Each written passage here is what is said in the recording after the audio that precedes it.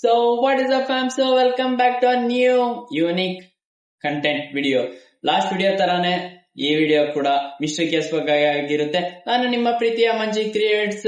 ಯಾರೆಲ್ಲ ಹೊಸಬ್ರು ವಿಡಿಯೋನ ನೋಡ್ತಿದ್ದಾರೆ ಲೈಕ್ ಮಾಡ್ಕೊಳ್ಳಿ, ಶೇರ್ ಮಾಡ್ಕೊಳ್ಳಿ, ಸಬ್ಸ್ಕ್ರೈಬ್ ಮಾಡ್ಕೊಳ್ಳಿ. ಬನ್ನಿ ಇವತ್ತಿನ ಟಾಪಿಕ್ ಏನು ಅಂತ ಹೇಳ್ತೀನಿ. ಇವತ್ತಿನ ಟಾಪಿಕ್ ಬಂದ್ಬಿಟ್ಟು the family that was watched before they were murder, the Hinterkaifeck mystery. ಇವತ್ತಿನ ಟಾಪಿಕ್ ಇದಾಗಿರುತ್ತೆ. ಬನ್ನಿ ವಿಡಿಯೋ ಸ್ಟಾರ್ಟ್ ಮಾಡಿ. ಇದು ಜರ್ಮನಿ ಹಿಸ್ಟ್ರಿಲೇ one of the unsolved and ಭಯಾನಕ ಆದಂತಹ ಮಿಸ್ಟ್ರಿ ಕೇಸ್ ಆಗಿರುತ್ತೆ. Hinterkaifeck mystery. Night March 31, 1922 ಅಲ್ಲಿ ಏನಾಯ್ತು? ಸೊ ಬನ್ನಿ ಈಗ ಫಾರ್ಮ್ ಹೌಸ್ ಅಲ್ಲಿ ಯಾರ್ಯಾರಿದ್ರು ಅಂತ ನಿಮ್ಗೆ ಹೇಳ್ತೀನಿ. ಫಾರ್ಮ್ ಹೌಸ್ ಅಲ್ಲಿ 6 ಮೆಂಬರ್ಸ್ ಇರ್ತಾರೆ. ಆ ಫಾರ್ಮ್ ಹೌಸ್ ಅಲ್ಲಿ ಹಸ್ಬೆಂಡ್ ಆಂಡ್ರಸ್ ಗ್ರೂಬರ್ ಅಂತ ಇರ್ತಾನೆ, ಮತ್ತೆ ಅವರ ವೈಫ್ ಆದಂತಹ ಕ್ಯಾಸಿಲಿಯಾ ಕೂಡ ಇರ್ತಾರೆ, ಮತ್ತೆ ಅವರ ವಿಡೋ ಡಾಟರ್ ಅಂದ್ರೆ ನಿಮ್ಗೆ ಗೊತ್ತಿರುತ್ತೆ ಆಲ್ರೆಡಿ. ಡೆತ್ ಹಸ್ಬೆಂಡ್, ಅವರ ಡೆತ್ ಆಗಿರೋಂತ ಹಸ್ಬೆಂಡ್ ವೈಫ್ ನ ವಿಡೋ ಅಂತ ಕರೀತಾರೆ. ವಿಡೋ ಡಾಟರ್ ನೇಮ್ ಬಂದ್ಬಿಟ್ಟು ವಿಕ್ಟೋರಿಯಾ. ಅವರ ಇಬ್ರು ಮಕ್ಕಳು, ಮತ್ತೆ ಮನೆ ನೋಡ್ಕೊಳಕ್ಕೆ ಮತ್ತೆ ಫಾರ್ಮ್ ಹೌಸ್ ನ ನೋಡ್ಕೊಳಕ್ಕೆ ಒಬ್ರು ವರ್ಕರ್ ಕೂಡ ಇರ್ತಾರೆ. ಆ ವರ್ಕರ್ ನೇಮ್ ಬಂದ್ಬಿಟ್ಟು ಮಾರಿಯಾ. ಈ ಫಾರ್ಮ್ ಹೌಸ್ ಒಂದು ಫಾರೆಸ್ಟ್ ಏರಿಯಾದಲ್ಲಿ ಇರುತ್ತೆ. ಯಾವುದೇ ಅಂತಹ ವೈಲೆನ್ಸ್ ಆಗ್ಲಿ, ನೈಬರ್ಸ್ ಕಾಟ್ ಆಗ್ಲಿ ಏನೇ ಇರಲ್ಲ. ಅಕ್ಕಪಕ್ಕ ಮನೆ ಕೂಡ ಯಾವ್ದು ಇರಲ್ಲ. ಪೀಸ್ಫುಲ್ ಆಗಿ ಆರಾಮಾಗಿ ಈ ಫಾರ್ಮ್ ಹೌಸ್ ಇರುತ್ತೆ.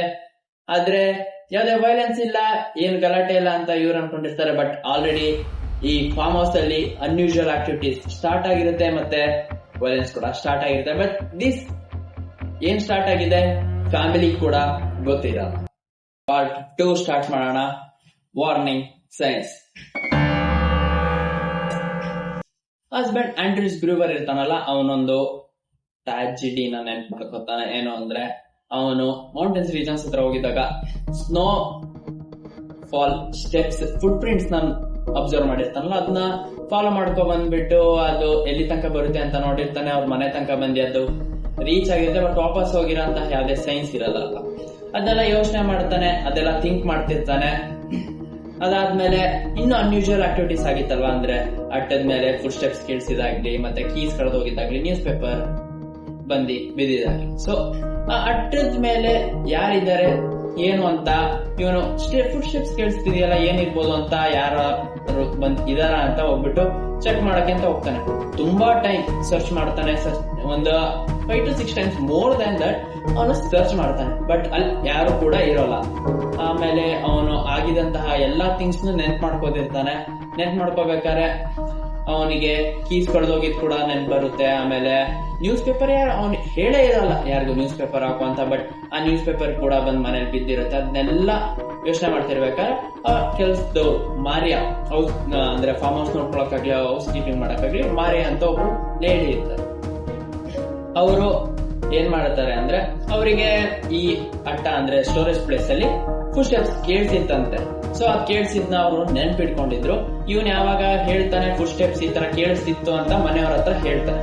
ಅವಾಗ ಈ ಲೇಡಿ ಏನ್ ಮಾಡ್ತಾನೆ ಅಂದ್ರೆ, ನನಗ್ ಕೂಡ ಕೇಳಿಸಿತ್ತು ಅಂತ ಎಲ್ಲ ಹೇಳಿ, ಮತ್ತೆ ಅನ್ಯೂಶುವಲ್ ಆಕ್ಟಿವಿಟೀಸ್ ಆಗಿದ್ರಲ್ಲ ಇವಳು ಕೂಡ ಅಬ್ಸರ್ವ್ ಮಾಡಿರ್ತಾಳೆ. ಸೊ ಇದನ್ನೆಲ್ಲ ಅನ್ಯೂಶುವಲ್ ಆಕ್ಟಿವಿಟೀಸ್ ನ ನೋಡಿ, ಮತ್ತೆ ಈ ತರ ಫುಟ್ ಸ್ಟೆಪ್ಸ್ ಕೇಳಿಸಿದೆಲ್ಲ ನೋಡಿ ಇವಳಿಗೆ ಮಾರಿಯಾಗೆ ಹೆದರಿಕೆ ಆಗ್ಬಿಟ್ಟು ಆ ವರ್ಕ್ ನ ಬಿಟ್ಬಿಟ್ಟು ಹೋಗ್ತಾಳೆ.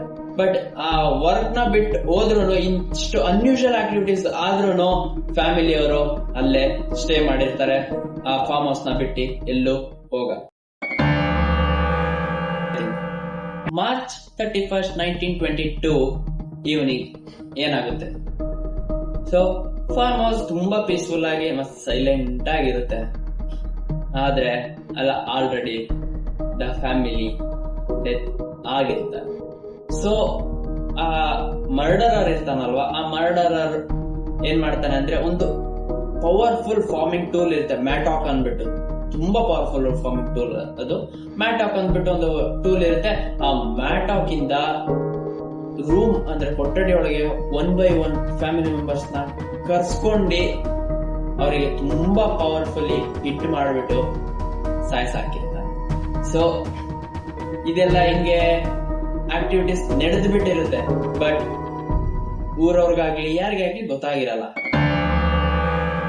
ಡಿಸ್ಕವರ್ ಒಂದಿನ ಏನಾಗುತ್ತೆ ಅಂದ್ರೆ ಊರವ್ರಿಗೆಲ್ಲ ತುಂಬಾ ಡೌಟ್ ಬರುತ್ತೆ. ಮತ್ತೆ ಈ ಫಾರ್ಮ್ ಹೌಸಿನಂತಹ ಫ್ಯಾಮಿಲಿ ಮೆಂಬರ್ಸ್ ಏನಿರ್ತಾರೆ ಯಾರು ಕೂಡ ಅಂದ್ರೆ ಒಂದು ಹಳ್ಳಿ ಇರುತ್ತೆ, ಆ ಹಳ್ಳಿಯಲ್ಲಿ ಓಡಾಡ್ತಿರೋದನ್ನ ನೋಡಲ್ಲ. ಮತ್ತೆ ಊರವ್ರಿಗೆಲ್ಲ ತುಂಬಾ ಡೌಟ್ ಬರುತ್ತೆ. ಈ ಮಕ್ಳು ಇರ್ತಾರಲ್ಲ, ವಿಕ್ಟೋರಿಯಾ ಅವರ ಇಬ್ರು ಮಕ್ಳು ಕೂಡ ಸ್ಕೂಲ್ ಹೋಗ್ತಿರಲ್ಲ, ಆ ಸ್ಕೂಲ್ ನ ಮಿಸ್ ಮಾಡ್ತಿರ್ತಾರೆ.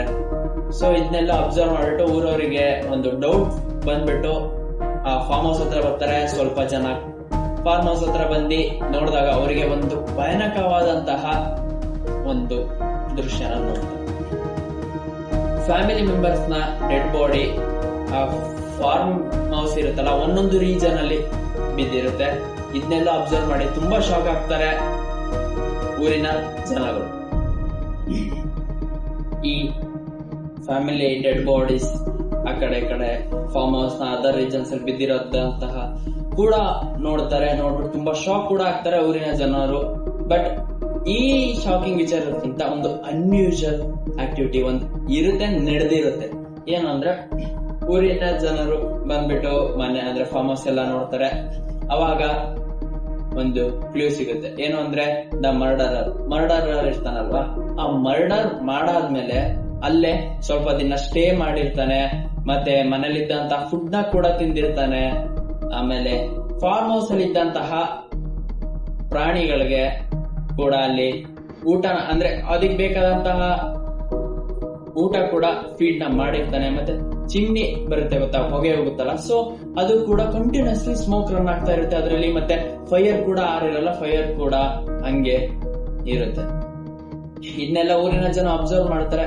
ಇದೆಲ್ಲ ಅಬ್ಸರ್ವ್ ಮಾಡಾದ್ಮೇಲೆ ಒಂದ್ ಗೊತ್ತಾಗದೇನಂದ್ರೆ ಮರ್ಡರರ್ ಸ್ವಲ್ಪ ದಿನ ಇಲ್ಲೇ ಸ್ಟೇ ಮಾಡಿದ. ಮರ್ಡರ್ ಆದ್ಮೇಲೆ ಇಲ್ಲೇ ಸ್ಟೇ ಮಾಡಿ ಆಮೇಲೆ ಒಂದ್ ಸ್ವಲ್ಪ ದಿನ ಆದ್ಮೇಲೆ ಈ ಫಾರ್ಮ್ ಹೌಸ್ ನ ಬಿಟ್ಟು ಹೋಗಿದ್ದಾನೆ ಅನ್ನೋದು ಊರಿನ ಜನರು ತಿಳ್ಕೊತಾರೆ.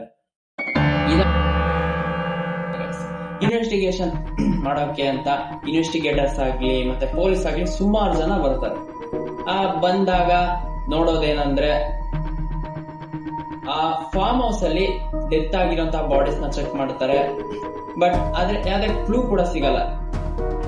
ಯಾಕೆ ಅಂದ್ರೆ ಆಲ್ರೆಡಿ ಸ್ವಲ್ಪ ಜನ ಫಾರ್ಮ್ ಹೌಸ್ ಒಳಗಡೆ ಹೋಗ್ಬಿಟ್ಟು ನೋಡ್ಬಿಟ್ಟಿರ್ತಾರಲ್ಲ, ಸೊ ಹಾಗಾಗಿ ಆ ಫುಡ್ ಸ್ಟೆಪ್ಸ್ ಆಗ್ಲಿ ಏನೇ ಒಂದು ಈವನ್ ಸ್ಮಾಲ್ ಕ್ಲೂ ಕೂಡ ಸಿಗಲ್ಲ ಸ್ಟಾರ್ಟಿಂಗ್ ಇನ್ವೆಸ್ಟಿಗೇಷನ್ ಮಾಡಕ್ಕೆ.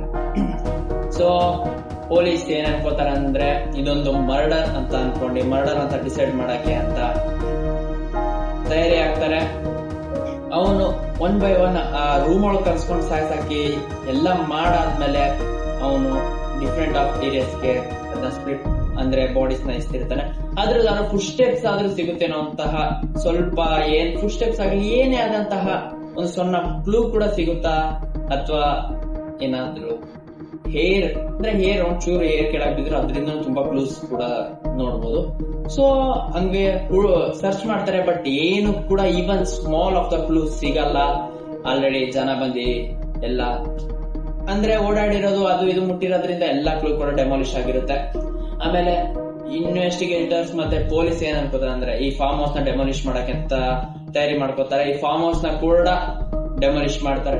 ಆ ಡೆಮಾಲಿಶ್ ಮಾಡಿದಾಗ ಒಂದು ಕ್ಲೂ ಸಿಗುತ್ತೆ. ಏನು ಅಂದ್ರೆ ಅದು ಮ್ಯಾಟಾಕ್. ಅಂದ್ರೆ ಅದ ಹೇಳಿದೆ ಅಲ್ವಾ, ಮ್ಯಾಟಾಕ್ ಇಂದ ಅವನು ತುಂಬಾ ಪವರ್ಫುಲಿ ಹಿಟ್ ಮಾಡ್ಬಿಟ್ಟು ಸಾಯಿಸಿರ್ತಾನೆ ಅಂತ. ಸೊ ಆ ಮ್ಯಾಟಾಕ್ ಸಿಗುತ್ತೆ. ಅಟ್ಟದ ಮೇಲೆ ಮ್ಯಾಟಾಕ್ ಇರುತ್ತಲ್ಲ, ಆ ಅಟ್ಟದ ಮೇಲೆ ಬಿಟ್ಬಿಟ್ಟಿರ್ತಾನೆ ಮ್ಯಾಟಾಕ್ ನ ಮರ್ಡರ್ ಮಾಡೋದು. ಸೊ ಆ ಮ್ಯಾಟಾಕ್ ಸಿಗುತ್ತೆ. ಈ ಮ್ಯಾಟಾಕ್ ಎಲ್ಲ ಪೊಲೀಸ್ ನೋಡ್ತಾರೆ. ಒಂದು ಬಿಟ್ರೆ ಈವನ್ ಅದರ್ ಕ್ಲೂ ಕೂಡ ಸಿಗಲ್ಲ. ಇನ್ವೆಸ್ಟಿಗೇಟರ್ಸ್ ಕೂಡ ಇದನ್ನ ಇಲ್ಲೇ ಇನ್ವೆಸ್ಟಿಗೇಷನ್ ಮಾಡೋದನ್ನ ಸ್ಟಾಪ್ ಮಾಡ್ತಾರೆ.